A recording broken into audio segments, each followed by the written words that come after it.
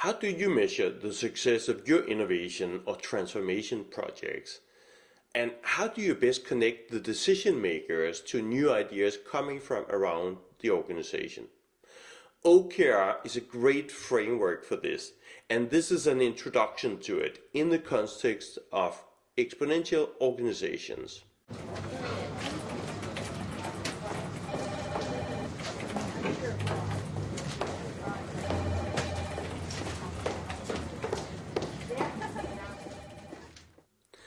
I'm Lars from Sprint Hero.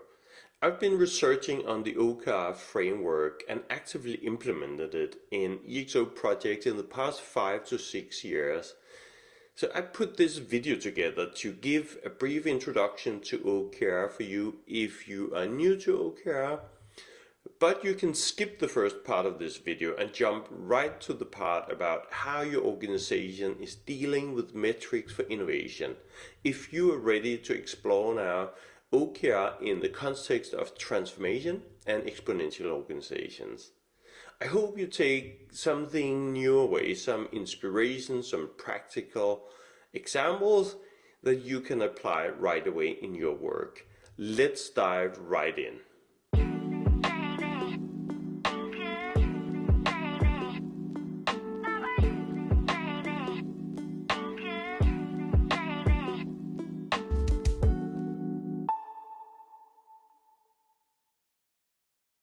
The topic today, as I said, is about objectives and key results in the context of exponential organizations.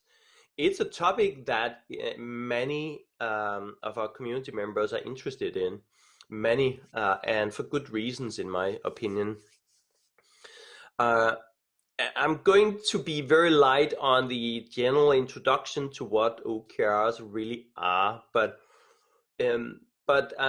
obviously we need a little bit of background for those of you who are relatively new to it.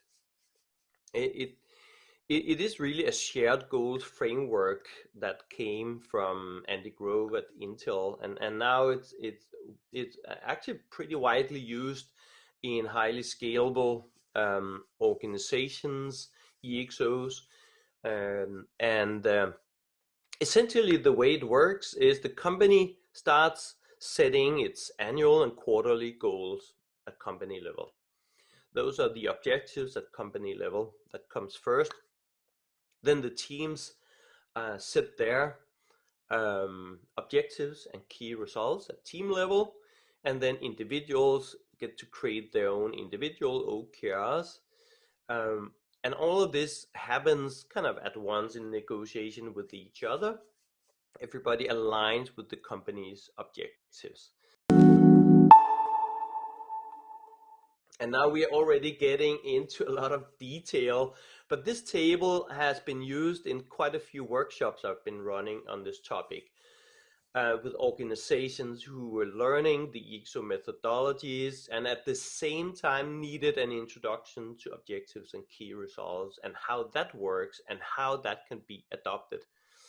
And the biggest challenge is always that an organization has a very execution centric mindset, and the key performance indicators that are being used in the organizations are around execution, right?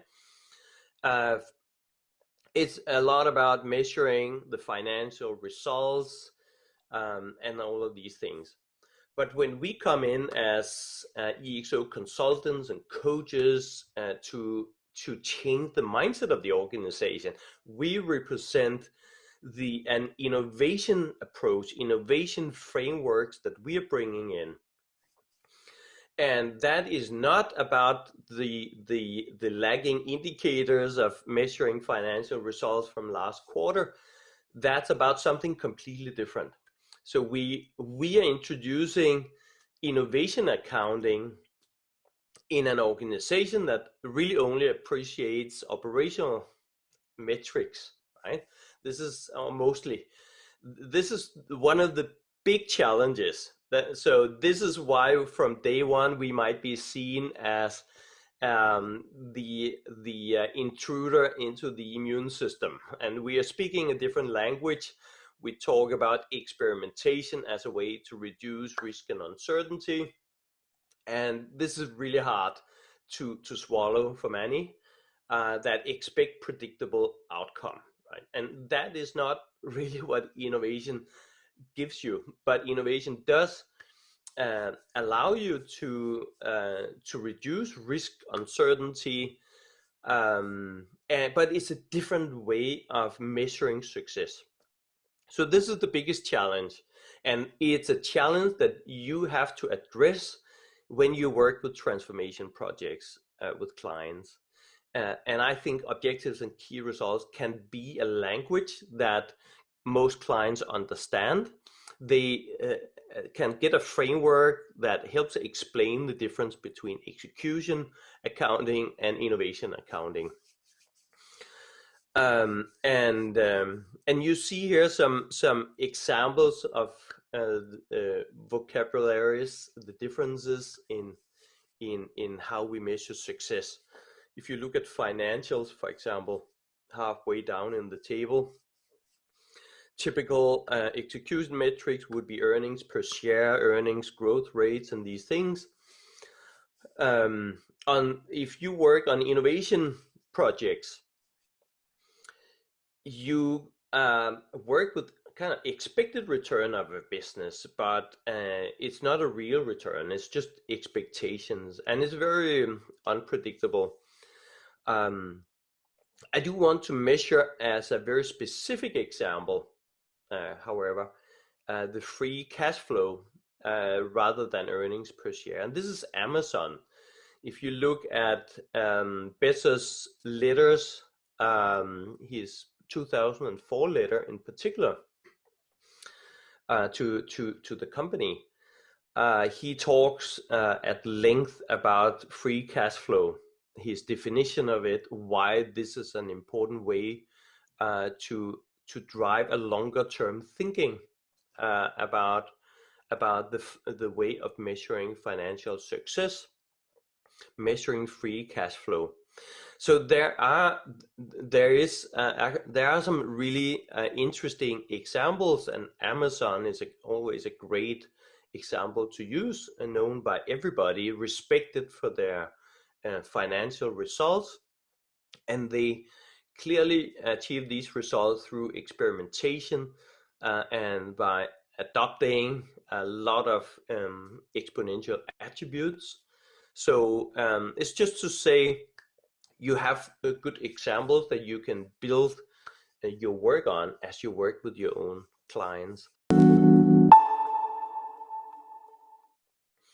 We often use these examples you see here, Airbnb and GitHub and all the other ones here. You see examples here on how we typically compare these EXOs to traditional organizations. So you can say here maybe some examples of objectives or goals that your client could be interested in achieving.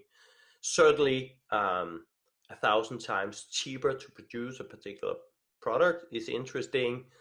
90 times more listings, faster product development, more investment, more market cap per employee, and so on and so forth.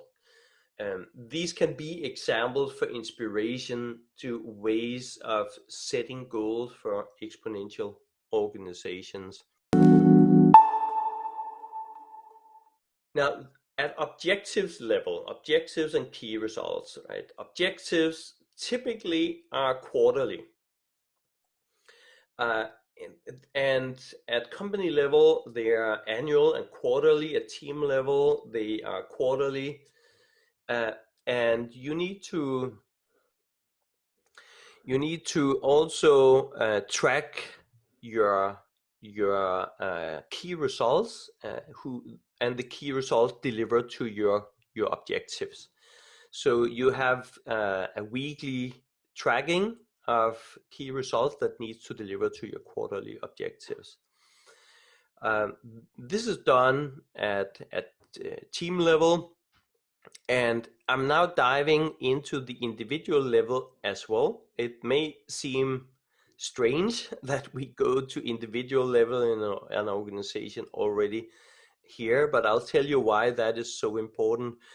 And we do. So you also have in this cycle, you have one-on-ones with each of your team members. This is where you work with them to help them understand OKRs, help them understand the objectives at company level, at team level, help them really connect to their own objectives and key results, and have a personal discussion with them.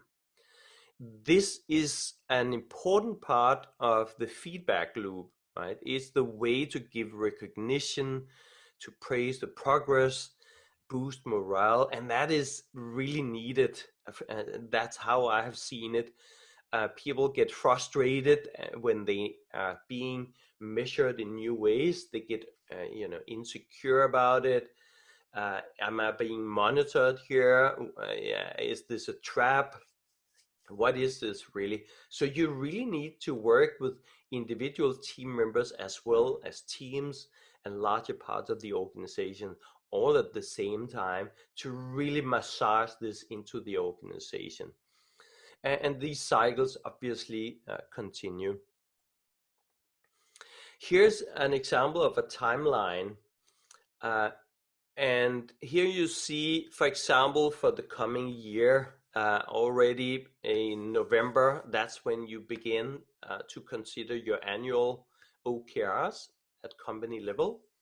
You also consider the coming quarter and the OKRs there.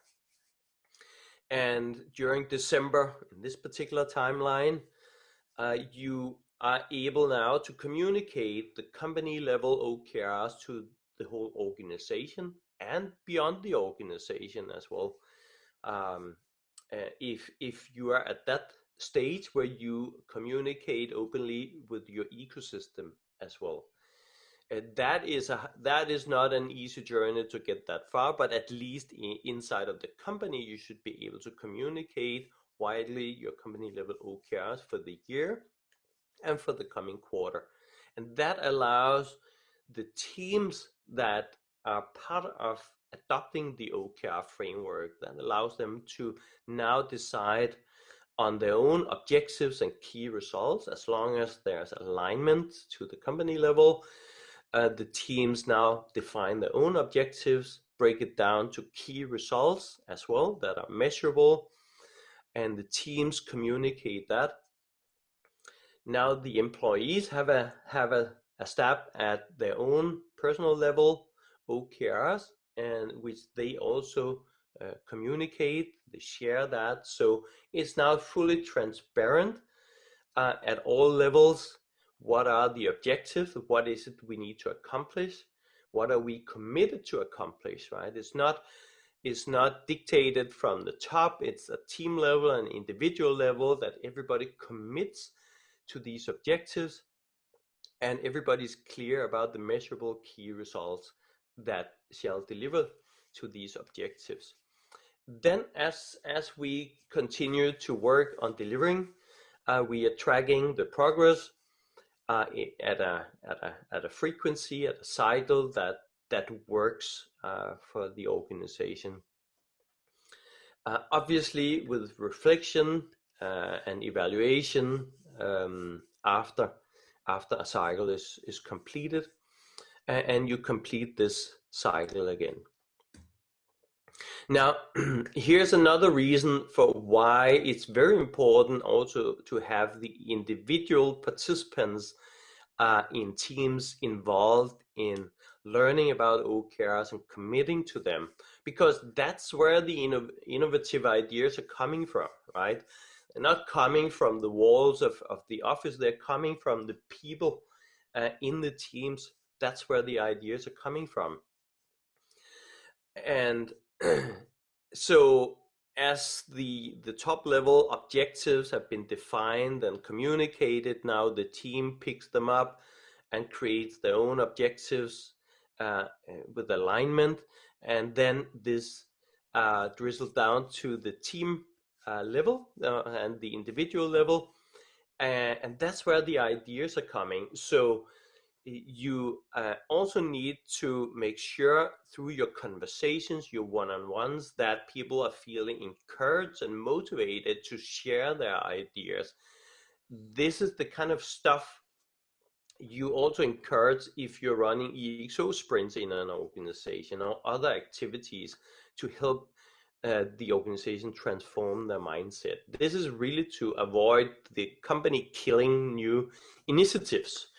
So the OKRs is a great way to support that process, support the encouragement of sharing ideas, as ideas can also come to mind when you understand the objectives that you need to accomplish. Then you get ideas. Those ideas can be shared at team level, and the teams can hopefully realize this could be a way we can deliver on our commitments. And when teams commit this through transparency and dashboards, then this is also available now at company level. So ideas are now openly shared, openly being worked on, and can hopefully be part of contributing to the success of the organization.